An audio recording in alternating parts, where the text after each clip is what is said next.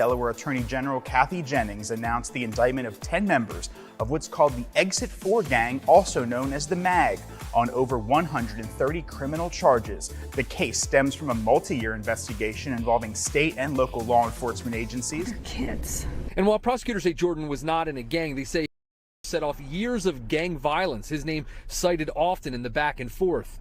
His death quickly turned into him becoming a martyr in a years-long war between rival gangs, shoot to kill, and only my brothers.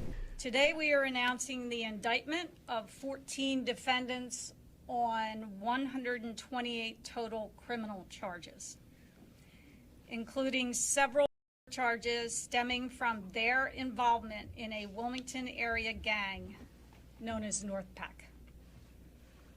Delaware has faced persistent challenges with gang-related violence and organized crime, particularly in Wilmington.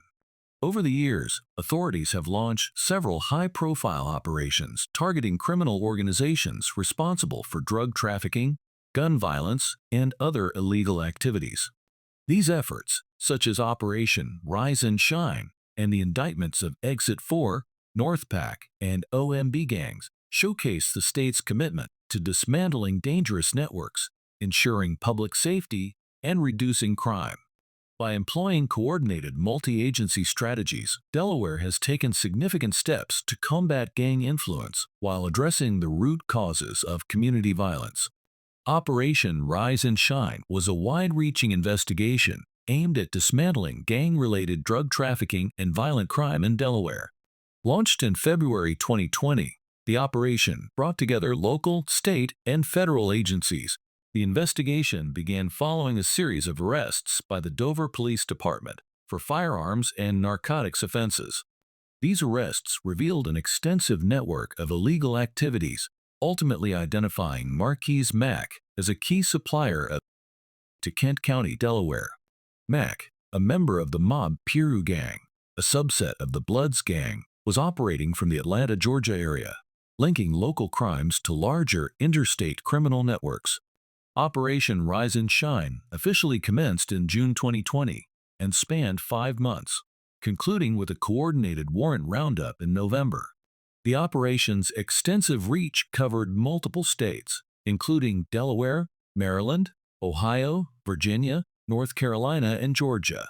This collaborative effort targeted several criminal organizations, including the G-Shine Bloods, Mob Piru Bloods, Sex, Money, Murder Bloods, and 48 Gang. The operation resulted in the indictment of 39 individuals and over 50 arrests, significantly disrupting these gangs' activities. Authorities seized a substantial cache of drugs, firearms, and cash, including. In February 2022, key figures involved in the operation received significant prison sentences. Marquise Mack was sentenced to 10 years for felony drug dealing, while Michael Taylor received a 5-year sentence for firearm and drug-related offenses. These sentences highlight the commitment of law enforcement and the Delaware Department of Justice to reducing violent crime and drug trafficking in the region.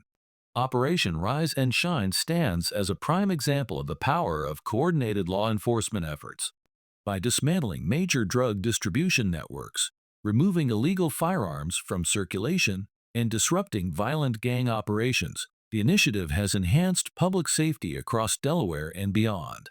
This successful operation underscores the importance of multi-agency collaboration in addressing complex, cross-state criminal activities.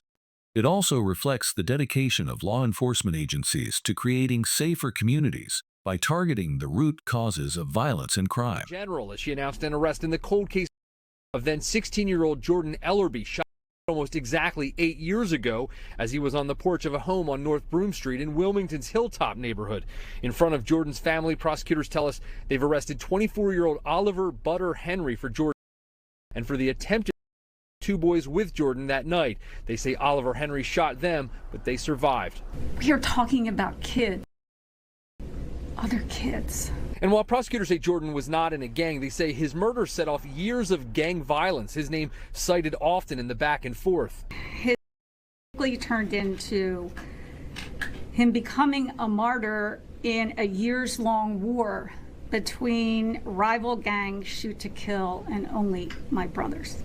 Over the years, there have been dozens of arrests for a number of shootings and murders between the groups, including the 2016 broad daylight 15-year-old Brandon Wingo as he walked home from Howard High School on the city's east side. In 2016, Delaware authorities launched an extensive crackdown on the Only My Brothers (OMB) gang, a group linked to escalating violence and significant criminal activities in Wilmington. This operation resulted in the indictment of multiple gang members, marking a critical step in the state's ongoing efforts to combat organized crime and protect public safety. The OMB gang had been identified as a major driver of violent incidents in Wilmington, particularly in its conflict with rival gangs such as Shoot to Kill (STK). In 2016, a grand jury indicted numerous OMB members on charges that included murder, assault, weapons offenses, and gang participation. The detailed indictment painted a stark picture of the gang's activities and their devastating impact on the community. The legal proceedings against OMB members unfolded over several years. By 2017, several individuals had pleaded guilty to charges including gang participation, carrying concealed deadly weapons, and resisting arrest. These pleas reflected a concerted effort to hold members accountable while dismantling the gang's operations. The final case against an OMB member concluded in 2021 with a guilty plea, bringing the total number of convictions to approximately 20. Charges ranged from to other serious felonies, resulting in sentences amounting to over 300 years of prison time and multiple life sentences. This series of prosecutions achieved a 100% conviction rate, showcasing the effectiveness of the coordinated legal strategy. Despite these legal victories, the fight against gang violence in Wilmington is far from over. Arrests and indictments have disrupted OMB's activities, but have not fully stemmed the cycle of violence. Ongoing rivalries and new incidents continue to emerge, emphasizing the need for sustained efforts to address the underlying causes of gang involvement and violence. Delaware Attorney General Kathy Jennings announced the indictment of 10 members of what's called the Exit 4 gang, also known as the MAG, on over 130 criminal charges. The case stems from a multi-year investigation involving state and local law enforcement agencies. Charges include 3 multiple attempted murders and gun-related crimes between 2020 and 2024. In December 2024, Delaware Attorney General Kathy Jennings announced a major legal action targeting the Wilmington-based gang known as Exit 4, also referred to as the MAG or MAG Boys. This indictment marked the culmination of a years-long investigation conducted by multiple law enforcement agencies, including the Delaware Department of Justice, Wilmington Police Department, and Newcastle County Police Department, with support from the Delaware State Police and the Delaware Department of Correction. The case against Exit 4 involved over 130 criminal charges, highlighting the extensive and serious nature of the gang's alleged activities. Between January 2020 and December 2024, gang members were accused of committing numerous violent crimes, including the murders of Ladahija Hill, Khalil Amir Bey, and Kwamir Wise. In addition to the charges include multiple attempted and other violent offenses that have disrupted the safety of Wilmington communities. Attorney General Jennings emphasized the devastating impact of gang violence on the community. She stated, "Criminal gangs play an outsized role in the gun violence that plagues parts of Wilmington and our surrounding communities. Exit 4 is part of a vicious criminal underground. They terrorize innocent people and fuel the cycle of violence and retribution that prosecutors, law enforcement, and social workers spend their lives working to disrupt." Between November of 2018 and April of this year, members of a group called NorthPak are alleged to have committed crimes, including the murders of 6 victims. Gun violence has devastated families across this city, across this state, and across our nation. In June 2021, Delaware Attorney General Kathy Jennings announced a pivotal indictment against the Wilmington-based gang known as NorthPak. The charges followed a 6-month investigation carried out by multiple law enforcement agencies, including the Delaware Department of Justice, Wilmington Police Department, Newcastle County Police Department, and federal partners such as the FBI and ATF.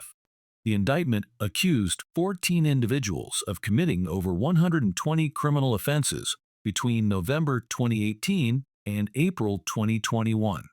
These crimes included 6 murders and several shootings that had fueled a surge in violence across Wilmington. Among the victims were Stephen Price, Taryn Whaley, Ollier Henry, Taquan Davis, Sharif Hamilton, and Dakevis Reed, whose deaths highlighted the devastating toll of gang-related violence on local families and communities. Following the indictment, extensive legal proceedings resulted in significant convictions. By April 2024, the final NorthPak defendant was convicted of 2 murders and more than 50 additional felonies, marking the conclusion of a determined prosecution effort. In total, more than 150 convictions were secured against NorthPak members, with sentences collectively surpassing 300 years in prison and including 4 life sentences. The crackdowns on gangs like OMB, NorthPak, Exit 4, and the results of operations like Rise-N-Shyne reflect Delaware's robust and sustained efforts to address organized crime.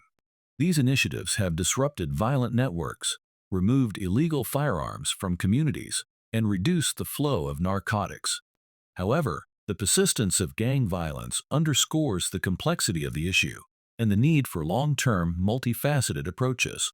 By combining law enforcement actions with investments in education, community outreach, and economic opportunities, Delaware can build on these successes and continue fostering safer, more resilient communities for its residents.